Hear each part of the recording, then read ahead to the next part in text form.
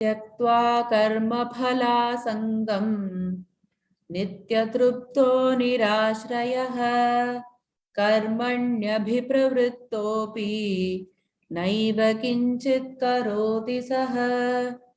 So tyaktva karma phala asangam. You have to read this. Phala asangam is phala asangam. So tyaktva meaning having given up. Karma phala asangam. Asangam is attachment. And karma phala asangam is having the attachment to the fruits of the action.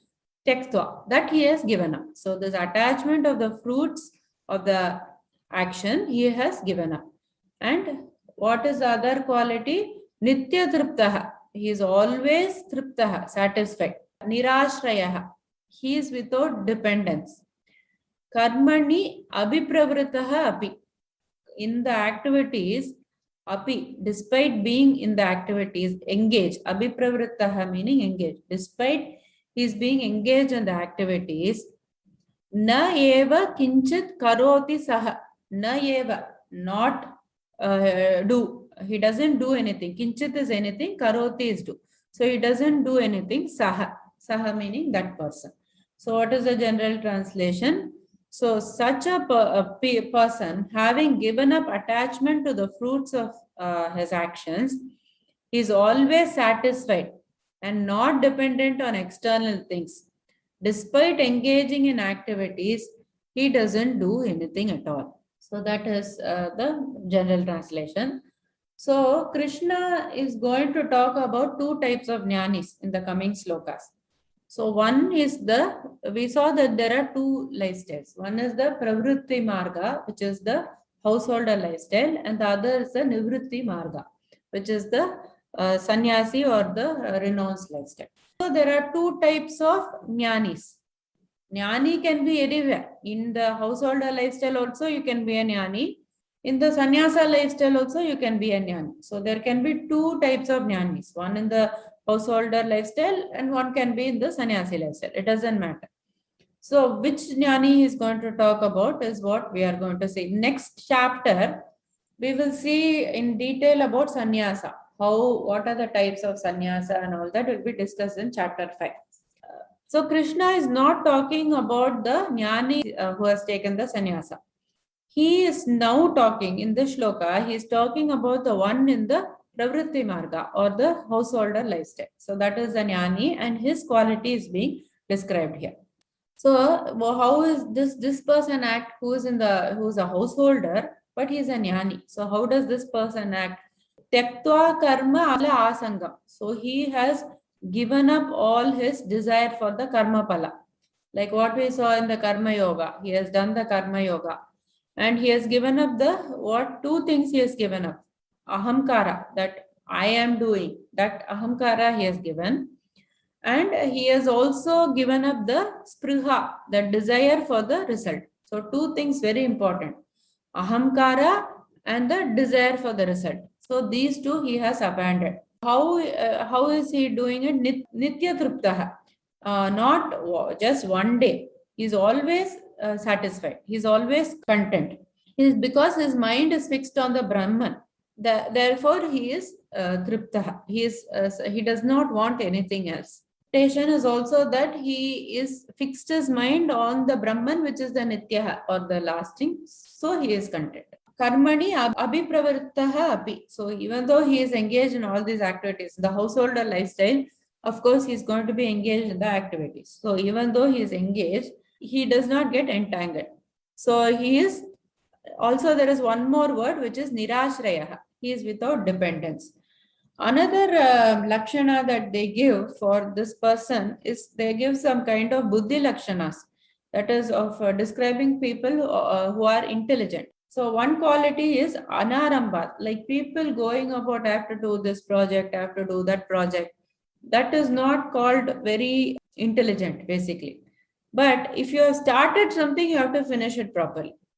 So this person, he's got this buddhi lakshanam that, okay, I've started this. Maybe he couldn't take sannyasa due to his prarabdha or due to some other reasons. So he has started this thing and then he will finish it properly.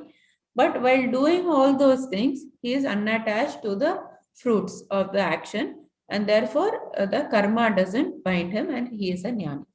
Shloka number 21.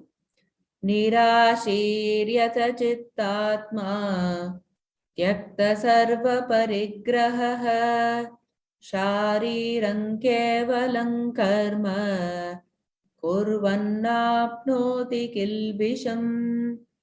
So here he says nirashihi, he is free from expectations, and yata chittatma, he is controlled. Now he is talking about the jnani in the nivritti marga, where he is the having the renounced lifestyle, talking about his qualities, how he is.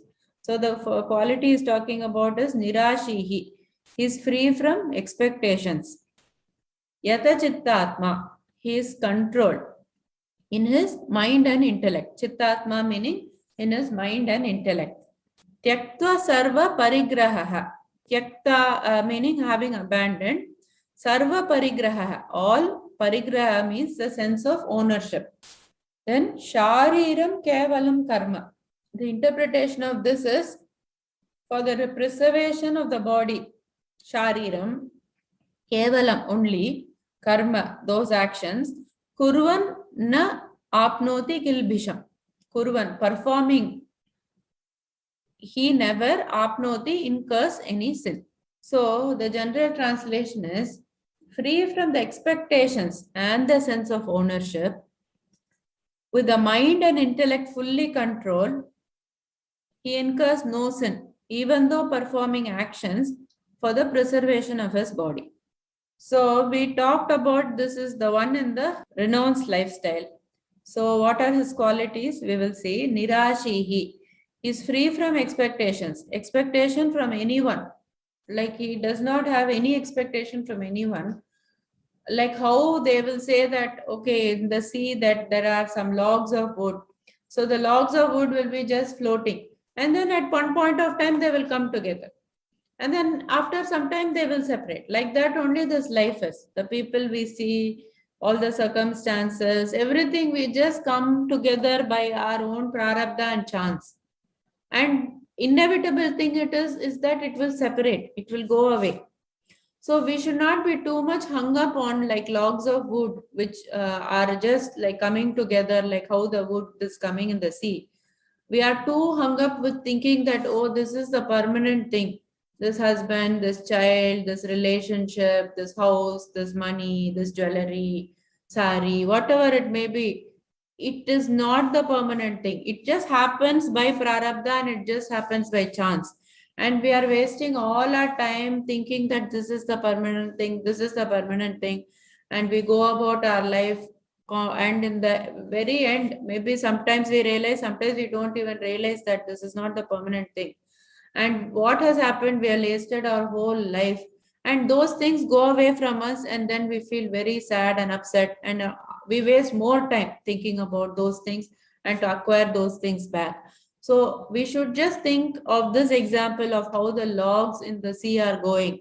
And we should just think, oh, it has come together by chance, it will go away by chance. That also will happen. Like that mindset should be there. That is there for the jnani in the, who is there in the sanya, in the renounced lifestyle. He will not have any, the previous shloka he said, this person, that jnani was still performing. But he said that he did not have any kama and what were the other qualities he said? Karma phala asanga. So he is doing his duties and he abandoned his desire for the results. And he became content with wherever he is as a householder. And he was not dependent on anything. Like that it is said in that shloka. But in this shloka, more deep, for the person in the renounced lifestyle, he does not have any expectation from anyone. That is the nirashihi. Yata chittatma. So this person, he has the controlled atma here. Chittatma means it's the mind and the intellect. Atma here means the stula shariram. It's not that atma. It here means the stula shariram. And this person who is in the renounced lifestyle, he will have the damaha and the shamaha. the control of his senses and the mind. He needs more control. The person who in the renounced lifestyle, for householders, we should not be attached to the results. We should not be attached to, we should not have ahamkara. Like that, more emphasis is there. But here the emphasis is on the damaha and the shamaha, the control of the senses and the mind.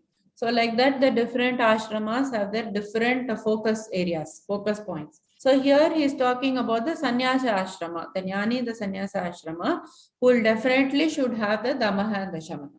So that was yata chittatma, tyakta sarva parigraha. So this person, what he has done, he has abandoned all the sense of ownership. Even the basic needs is abandoned. In the previous sannyasa, what he said, that person has abandoned the doership or the own, he can abandon that I own it. That feeling he can abandon. He cannot abandon all the things because he is in the householder lifestyle. But this person in the renounced lifestyle, he has to renounce all the thought, not only the thought, even physically he has to abandon all the things. He cannot have anything. Even the basic needs he cannot have. So grihastha cannot leave the objects of necessities, but they can leave the mamakara. So for the grihastha, the mamakaram, leaving the mind, this is mine, that sense is only highlighted. Here, this person can't even own anything. That's even basic. And how does he act? Shariram kevalam karma. So shariram kevalam karma meaning he only does the basic things in order to protect his body. Like he will eat the basic minimum food, he will sleep the basic minimum hours, like that he will live his life. And sometimes he will not even care about preserving his body. There are some sannyasis who will just sit in one place. If some food comes, they will eat. If that day it didn't come, they will not even go for bhiksha. They will not go and ask. So there are people like that also who don't care about even preserving their body. So that is one quality. So these people, what will happen? Na apnoti kilbisha. They will never get any punya or papa. So therefore, there is no karma for them. The only point to be taken is Shariram Kevalam Karma is to be interpreted as he's performing the actions only for the preservation of his body. So in this, he was talking about this Jnani who is in the sannyasi lifestyle or in the renounced lifestyle. Shariram Kevalam Karma na apnoti kilbisham. So he does not encounter any sin. Yeah, that is the meaning of this shloka. So he's talking about the jnani in the renounced lifestyle. The previous shloka was about the jnani in the householder lifestyle. So next shloka. Next shloka again, he is going to talk about the sannyasi in the nivritti marga. Okay, it's the same continuation he is going to do. Yadrichhalabha santushtaha dvandvatito vimatsaraha samasiddhavasiddhau cha kritvapi na nibadhyate. So here he says yadricha labha santushtaha. So this person, how does he behave? Whatever comes out of his own accord, yadricha labha santushtaha. So he is happy, contented with that, with whatever gain. It can also be split as yadricha alabha santushtaha. So whatever loss also he is content with it. He is content with both the loss and the gain. Dvandva atitaha vimatsaraha. Dvandva, the duality, atitaha, he is surpassed. And vimatsaraha, he is free from envy. Vimatsaraha is free from envy. Samasiddhau asiddhau cha. Samaha, he is equipoised, he is equal to both siddhau, means in success, and asiddhau, failure. He is equipoised in both the kind of situations. And kritva apena nibadhyate. So for him, the karma will not, doing also, even when he is doing things, it will not bind. So basically it is attitude, how he is doing the work, why the karma doesn't bind, he is giving all this explanation. So the general translation is, content in whatever gain comes of his own accord, and he is free from envy, is not bound by the dualities of life. Being equiposed in success and failure, he is not bound by their actions, even while performing all kinds of activities. So he is talking about the person in the renounced lifestyle, and he is telling Yadricha Labha Santushtaha. That means he is contented with what comes out of his own accord or what doesn't come also, or even if the losses comes, he is content with it. And the explanation is prarabdha vashat. When it comes from his prarabdha, he will accept it. Whatever is coming my way, let it come, like that he will think. And he should also take only what is prarabdha vashat, meaning somebody is giving, like if in the sannyasi lifestyle, somebody is showering him with gold and all those things. Also, prarabdha vashat I'll take, like that he cannot say. He should only take what is necessary. Even what is necessary, that prarabdha vashat it will be. For him, the food, it doesn't come, the basic necessity, food, and maybe a place, just a shelter or a roof above his head. That also, if it didn't come, he will say, okay, this is my prarabdha today, like that he will take. And there are so many sannyasis like that in India, where we cannot see such greatness anywhere in the world.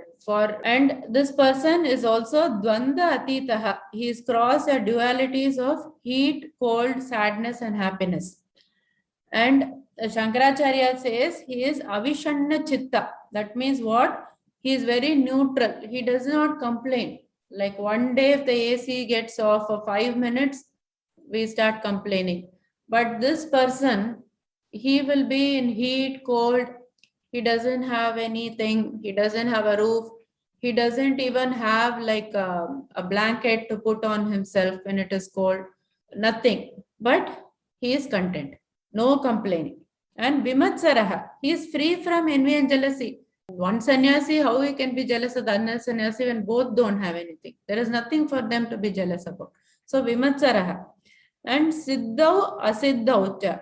So in success and in failure, he is having the samatva. He doesn't have any kind of preference for one over the other.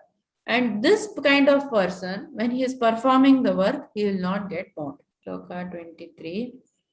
Gata sangasya muktasya jnanavasthita chetasaha yajñāyācaratah karma samagram praviliyate.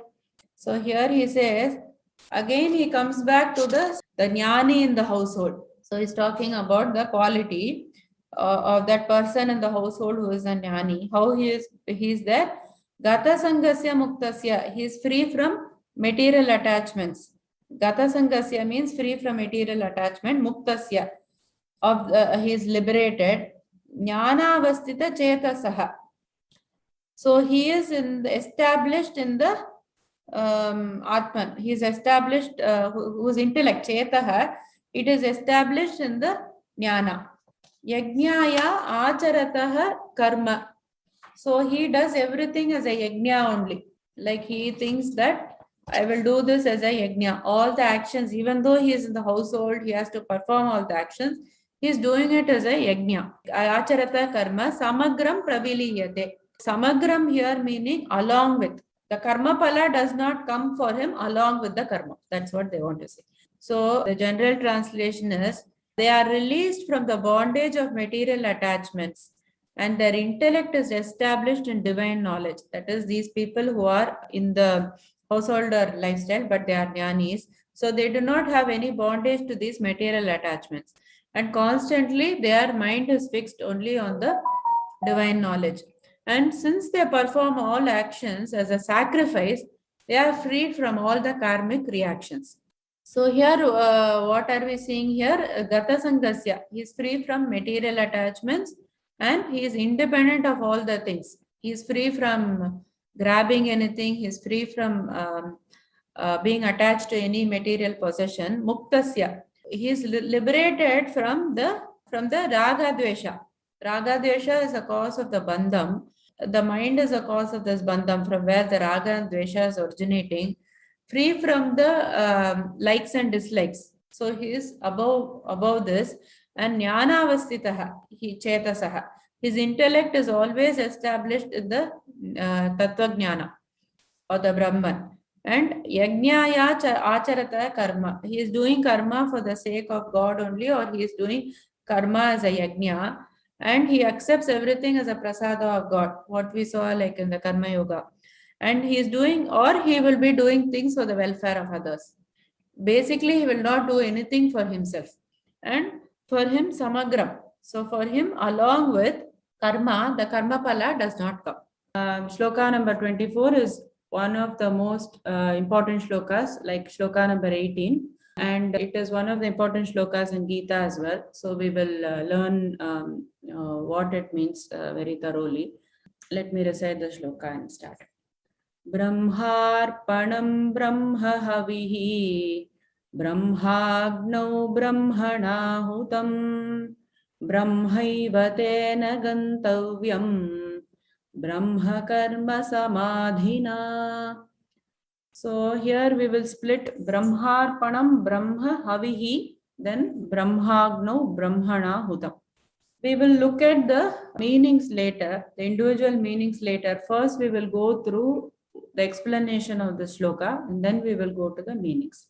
So as we said, this shloka number actually starting from 16 itself. 16 and 17 were introductions to the topic of the Jnana Karma Sannyasa. And in the 18, the main shloka of the Jnana Karma Sannyasa was given. And then after that, he continued for a couple of more shlokas. In 24th shloka, he is going to end this topic.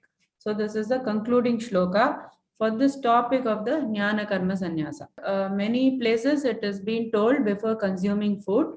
There is no direct relationship to the food, but we will see why this is being told before food is consumed. That also we will see.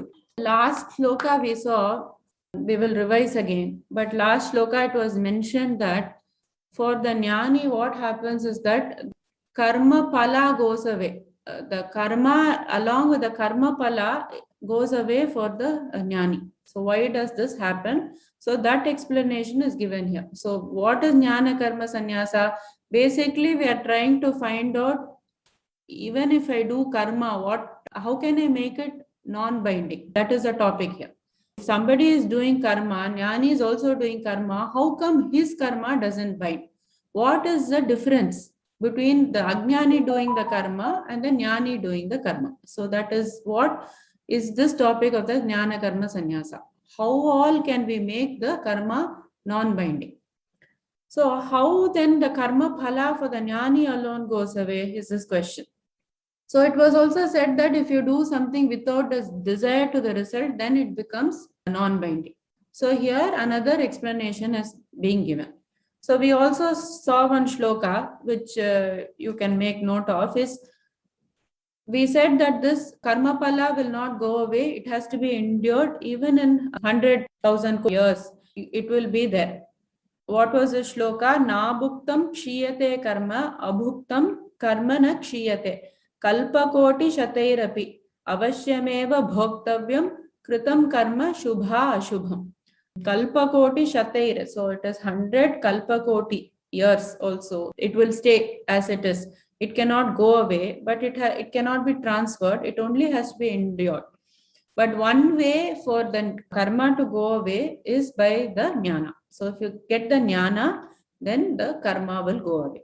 So the answer to the question of how for the jnani the karma does not bind, or how come he does not get the karma pala for the karma. The answer, very short answer, is because he is seeing everything with the Brahma Drishti.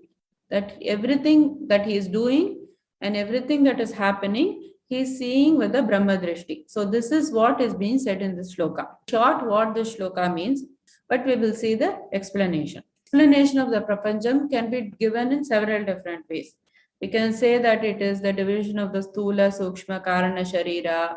It is the dualities like the heat, cold, the sorrow and the happiness. So the many ways are there to explain this prapancha. But there is one way in which Adi Shankara explains it. He says that prapancham is kriya karaka palam rupam prapancha. So he has used several words here. We will see what it is. Kriya meaning it means action.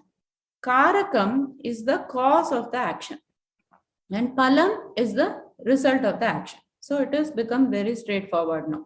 So karaka janya kriya, which means from the cause is born the action, and kriya janyam palam.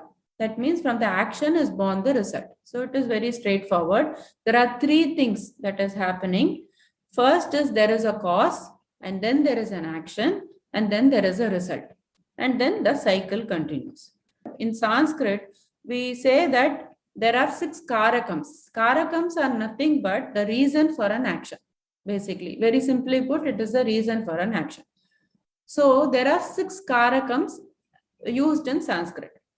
So the first karakam, it is one of the reasons for the action. So what is the one thing associated with action? There has to be a karta or a doer, right? If a thing is being done, there is a karta or a doer. And then there is a karma or the object. And then there is a karana or the instrument. So how can we explain this? Suppose you say Rama is shooting arrows at Ravana. So Rama becomes the karta or the doer. Shooting arrows becomes the instrument or the karanam, and then at Ravana becomes the object or the karma. So then there are 3 things that we have described here. So one is the doer, one is the instrument, and one is the object. So 3 things are covered. 3 more karakams which are there are the sampradhanam, which is to say that indicate the receiver. Rama is giving cows to the pandits. So like that, if you say, it indicates some people are receiving the cows. So that is sampradhanam. And apadhanam is there to indicate from. So from the trees fall the leaves, to indicate that you have a karakam called the apadhanam. And then you have a karakam called adhikaranam. In the ground, you can see the leaves. Like that, when you say in, it indicates a location. All the above need not be there to describe action, but at least one is required to describe an action. So why are we talking about all these things? Is to explain the action itself. There is an action, you have to have so many things which describe an action, and then the action happens, and then there is a result for that action. So what this shloka wants to say is that our drishti, basically the Ajnani's drishti, will look at the world with the karaka buddhi. It will look at all these entities as separate. The karta is separate, the karma is separate, the instrument as a karana is separate. All these things, the Ajnani will look at it separately. But the Jnani will not have this Bheda buddhi. He sees everything as the Brahma. So that is what this shloka is about. Then without the karaka buddhi, without this buddhi of separation, if you do not see when you do the karma, then it does not bind you. So how can we explain this? If you say that somebody is sleeping and then he kicks the person next to him, then the next day you wake up and say, okay, why did you kick? So he says, no, I wasn't aware what I was doing, right? So that the sense of doership is not there. When that happens, then the karma will not bind. So in those days, what was the famous karma that was done was the yajna. So here Krishna uses the example of the yajna to describe this concept. How people see different things as different and not as Brahman. That's what Krishna wants to explain here. So we have a couple of words, which is the arpanam. In that shloka, we have word called arpanam, which will be translated as a ladle, which will be translated as a spoon. And what will that be? That will be the karanam or the instrument. So with which you will put whatever you have to put inside that homa will be the arpanam. And the another word is being used is the havihi, which is actually the offering. And this is in the karakam's translation, it will become the karma or the object. You are putting either the ghee or the rice, whatever you put is the object that you put into the homa. So that will become the havihi. And agno. So agni is the fire, and that becomes the adhikarana. That becomes a location. So you are taking the ghee in the ladle, which is the instrument. So the ghee is the object or the karma, and taking that in the ladle which is the karanam, and then you put it in the location, which is the fire, and which becomes the adhikaranam. So we have used the three karakams here, and then we have one more word here, the brahmana, means indicating the person who is doing this yajna, and that becomes the karta or the subject. So 4 karakams we have used here. The first was the arpanam, which was a ladle, and it was a karanam or the instrument. The second was the havihi, which was the offering, and it was the karma, the object. And agno is the fire, and it is the adhikaranam, or it indicates the location. And brahmana is by the person who is the karta, indicates the subject. And after all these things, what happens? So this person is sitting there, the person who is doing the yajna, the doer takes the ghee in the ladle and he puts it in the fire. This sort is happening here. So whenever an action is performed, there will be a result. So if this person has performed it in the style that has been told in the Vedas, like how you have to take the ghee, you have to put it, this mantra has to be chanted. If he does that, then he will get a phala. Maybe, for example, swarga, he will get to go to the heaven. So there is a phala for every action. Then, but what happens is that the Jnani will see that these are not different, but this is Brahman alone. That is the meaning of this shloka, as we said. So if we extend it to the activity of eating, what happens there? So the eater becomes the karta. So the one who is eating, consuming the food is the karta. And the karma becomes the food. It is the object, right? So whatever we are taking in our hand, it becomes the karma, it's a food. And the karanam is the hand that we use. We take the food with our hand and we put it inside. So that becomes the karanam. And the adhikaranam is the location. You put it into the stomach or the fire in the stomach. So we have used again the 4 karakams here. The eater or the karta, the karma is the food, the karanam is the hand or the mouth, and the adhikaranam is the fire in the stomach. So what was the palan in this? The hunger was removed. The person doesn't feel hungry. So that was a palan. Jnani, we said that he sees it as only with one buddhi. So we will now look at the shloka itself. So the shloka says Brahmarpanam. So what does that mean? Brahma Arpanam. So the Arpanam, the ladle, the Jnani will see it as Brahman itself. That is what it means. It appears as whatever appears as a ladle to the Ajnani will appear as a Brahman to the Jnani. That is what they are saying here. So even though the world will see this as a ladle, the Jnani is seeing this as a Brahman. Whatever instrument he is using, he will see it as a Brahman. And Brahma Havihi. So the oblation, whatever the Havis that is being offered, that is also the Brahman. And Brahma Agno. So the sacrificial fire that is being used for the yajna, that is also the Brahman. What we are seeing as fire is actually to the Jnani, the Brahman. And then Brahmana Hutam. Hutam is offering. Brahmana means by that person. So the person who is offering that itself, the Jnani sees, if he is doing it, he will see himself as a Brahman. The Karta is the Brahman. And what happens? What is the result of this? Brahma eva tena gantavyam. Brahma. So the person, eva certainly, tena gantavyam. The palan obtained by the Jnani is also Brahman. So whatever he has seen is all Brahman, and whatever the result he will get is also the Brahman, because he doesn't see anything else apart from the Brahman. This is a quality of the person completely absorbed in self-realization. And this is the identification of the Jnani. So what is identification of the Jnani? He sees Brahman in every karma. Like what the Ajnani saw as different objects. He saw everything as separate. This Jnani, he saw Brahman in all the karma. And you can also say this, that his karma itself is seeing the Brahman in everything. So like that also it can be interpreted. And Samadhi here means his intelligence is firmly kept there. One day if he is seeing everything Brahman, Next day he's seeing it as object, doesn't happen. His intelligence is there, always seeing everything as Brahman alone.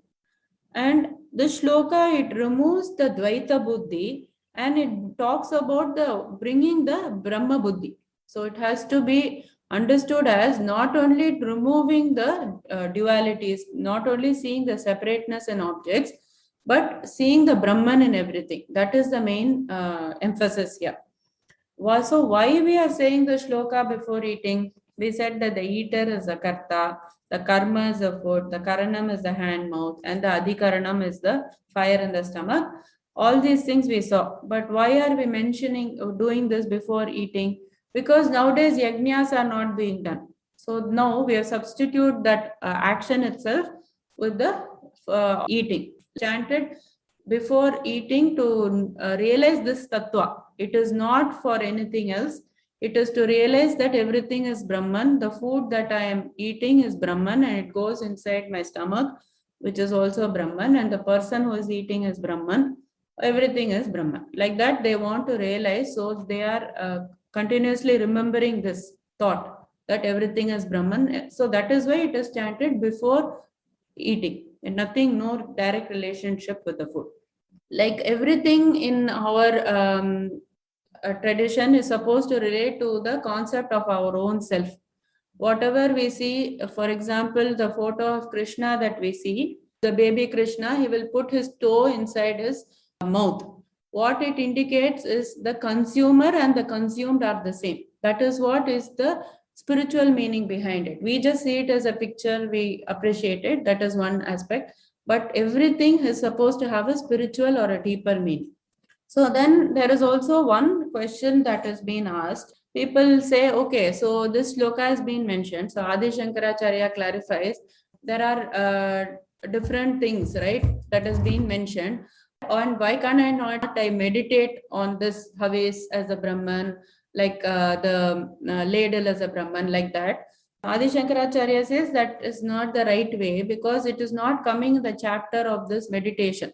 Because it is coming in the concept of the jnana, it has to indicate that this is a kind of jnana that they are giving. That you have to see everything with this Brahma Buddhi. That is what has been emphasized in the shloka, like that he clarifies. Then final conclusion of this shloka is what? What are we seeing in this jnana karma sannyasa? We are trying to see how the karma will not bind. How is for the jnani alone this karma is not binding. What did we see in jnana karma sannyasa is for the atma there is no karma at all. So the atma cannot give up the karma. The anatma will always keep acting. It will be even when it is resting, it has a potentiality for action. So one time it is quiet, the next minute it will start acting. So its nature is to act. So that anatma also cannot give up the action. Then who does the karma sannyasa? So this person who had the wrong notion of the atma and the anatma, when he realizes that the nature of the atma is not to act, and he realizes the nature of the anatma is always to act, then when he gets that knowledge, he gives up, he does the sannyasa of the karma. So that is called the jnana karma sannyasa. Through knowledge, when he does the sannyasa of the karma, that is what is called the jnana karma sannyasa. It is not the physical giving up of the action. It is through knowledge you are giving up the action by knowing the nature of the atma and the anatma and the separation of the two. That I am a combination of this atma and this anatma, but my real swarupam is actually the atma. Whereas I am identifying myself with the anatma and superimposing on this atma all the qualities which do not exist for the atma. When I realize that, then I release myself from the bondage of karma and hence from this bondage of birth and rebirth and the samsara. And that is what is the purpose of our life. That is our purushartha. We are all going about in a very circuitous path and we have to correct ourselves and come on the right path because that is the main goal of our life. And that is what has been, our religion is so advanced. Compared to all the other religions, which talks about the nature of your own self. So this is what we have to realize, that our religion is so much superior and it talks about the nature of yourself. So this is the main purpose of our human life. Like that we have to realize. So the general translation is, for those who are completely absorbed in realization, the oblation is Brahman, the ladle with which it is offered is Brahman, the act of offering is Brahman, and the sacrificial fire is also Brahman. Persons who view everything as Brahman easily attain him.